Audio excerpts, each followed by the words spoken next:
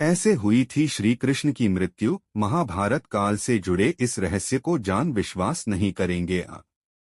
भगवान विष्णु के 8वें अवतार श्री कृष्ण की लीला तो हम अक्सर बड़े बुजुर्गों द्वारा सुनते आए हैं, लेकिन भगवान श्री कृष्ण की मृत्यु कैसे हुई? मृत्यु का कारण क्या था? क्या श्री कृष्ण ने मृत्यु के बाद अपना शरीर त्याग दिया और उनकी मृत्यु के बाद क्या हुआ? इन सब सवालों के जवाब जानने की जिज्ञासा हर किसी के मन में जरूर होती है। आइए आज हम आपको बताते हैं कि आखिर भगवान श्री कृष्ण की मृत्यु कैसे हुई।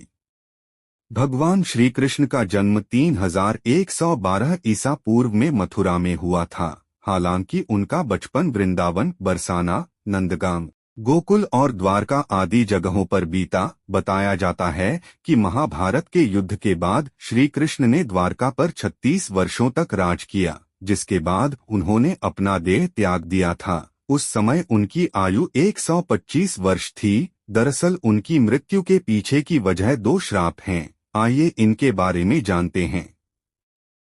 बताया जाता है कि महाभारत के युद्ध के बाद जब दुर्योधन और उसके सभी भाइयों का अंत हो गया, तो उनकी माता गांधारी को अत्यधिक क्रोध आया। अपने बेटे के शव पर शोक व्यक्त करते हुए रणभूमि पर गांधारी ने श्री कृष्ण को 36 वर्षों के बाद मृत्यु का श्राप दे दिया। ये सुनकर पांडव चकित रह गए, लेकिन श्री कृष्ण ने मुस्कुराते हुए इस अभिशाप को स्वीकार कर लिया। इसके बाद ठीक 36 वर्षों के बाद उनकी मृत्यु हो गई। उनकी मृत्यु एक शिकारी के हाथों हुई।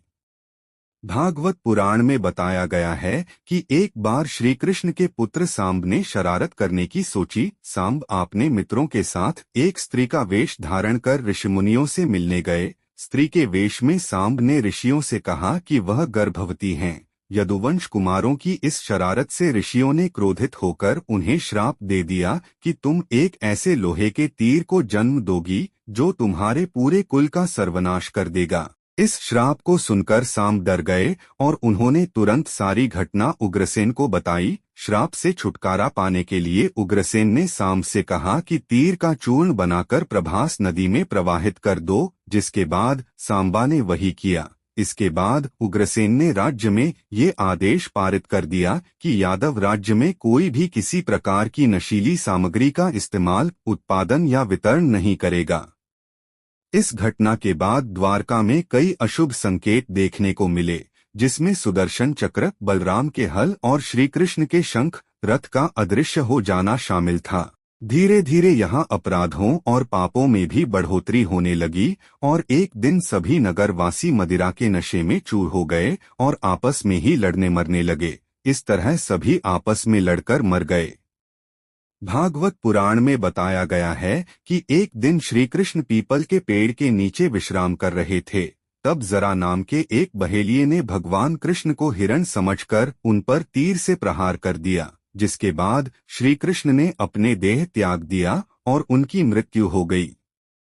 दरअसल इस तीर में उसी लोहे के तीर का अंश था जिसे सांब ने उग्रसेन के कहने पर चूर्ण बनाकर नदी में प्रवाहित कर दिया था। इस प्रकार ऋषि के श्राप के अनुसार ही समस्त यदुवंशियों का नाश हो गया। गांधारी के श्राप के अनुसार श्री कृष्ण की मृत्यु हो गई।